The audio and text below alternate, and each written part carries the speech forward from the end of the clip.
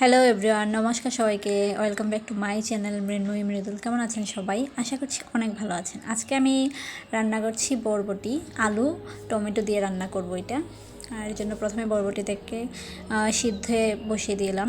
তারপর এই যে কড়াইতে তেল দিয়ে দিলাম। তেল দিয়ে এখানে ফোড়নের জন্য আমি দিব তেজপাতা, শুকনো মরিচ আর হচ্ছে একটু কালি জিরা। আর তার মধ্যে দিয়ে দিব আমি এখন রসুনটাকে কুচি করে রেখেছি ওইটা দিব। আর এখানে তারপর রসুনের গন্ধটা হালকা একটু কমলে পরে আমি দিব পেঁয়াজ কুচিগুলো দিয়ে দিব। পেঁয়াজ কুচিগুলো দিয়ে তারপর এগুলোকে একটু হালকা নাড়াচাড়া করব। হালকা নাড়াচাড়া করে এখানে এগুলোকে একটু ভাজবো। একটু ভাজা ভাজা হয়ে আসছে, তারপর এটাতে দিয়ে দিব আমি আলু। তারপর আলুটাকেও ভালোভাবে একটু ভাজবো। এর জন্য এতে সামান্য একটু লবণও দিব, যেন আলুর টেস্টটা মানে ভালো লাগে খেতে, সেই জন্য একটু লবণ দিয়ে দিব এখানে। আর যতক্ষণ পর্যন্ত না আলুটা একটু লাল লাল হচ্ছে ততক্ষণ পর্যন্ত একটু রাখবো আর কি, এটাকে ভাজতে থাকবো আমি। আর যখন একটু লাল লাল হয়ে আসবে তখন এর মধ্যে কিছু মশলা দিয়ে দিব। এই যে এখানে জিরা বাটা, ধনে বাটা আছে, সরি বাটা না, গুঁড়া আছে, এগুলো দিয়ে দিলাম।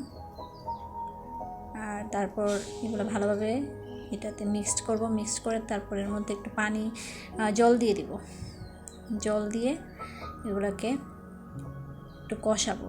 তারপর কষিয়ে নিয়ে এগুলোর মধ্যে আমি আবার আমার যে সিদ্ধ করে রাখা বরবটিগুলো আছে ওগুলো দিয়ে দিব। আর বরবটি সিদ্ধ করার সময় আপনারা বেশি সিদ্ধ করবেন না, তাহলে কিন্তু ওটা জল ছেড়ে দিবে, টেস্ট লাগবে না। আমি বরবটি একটা বাসনে আগেই ঢেলে রাখছিলাম, সেগুলা এখন দিয়ে দিব এখানে। সবগুলো একসাথে দিয়ে ভালোভাবে মিশিয়ে নেব। তারপর এই তো নাড়াচাড়া করব কত সময়, যতক্ষণ পর্যন্ত না মনে হচ্ছে যে বরবটিগুলো সিদ্ধ হচ্ছে ততক্ষণ পর্যন্ত নাড়াচাড়া করব। আর প্রথমেই ঢাকবো না, একটু পরে ঢেকে দিব। প্রথমে সবগুলো মশলা ভালোভাবে মিক্সড হয়েছে কিনা সেগুলো দেখব। তারপর ভালোভাবে মিক্সড হলে এর মধ্যে লবণ দিয়ে দিব। স্বাদ মতো লবণ দিবেন, অবশ্যই টেস্ট করে নিতে পারেন, কারণ একটু বেশি হলে আবার ভালো লাগে না। যে তারপর আমি এর মধ্যে দিয়ে দিচ্ছি কাঁচামরিচ, এটা স্বাদ অনুযায়ী দিবেন। তারপর ঢেকে দিলাম। তারপর ঢাকনা খুলে একটু নাড়াচাড়া করবেন, আবার ঢেকে দেবেন, এরকম যতক্ষণ পর্যন্ত না সিদ্ধ হয়। আর আমি এখন টমেটো কুচি দিয়ে দিচ্ছি। টমেটোগুলো আগে দিই না, কারণ আগে দিলে মানে জল ছেড়ে দেয়, এরকম একটা আমার কাছে মনে হয় আর কি। সেই জন্য আপনাদের ইচ্ছা অনুযায়ী আপনারা দিতে পারেন, পরেও দিতে পারেন, আগেও দিতে পারেন। আর এখন এগুলো সব ভালোভাবে একসাথে মিক্স করে আবার একটু ঢেকে দিব আমি।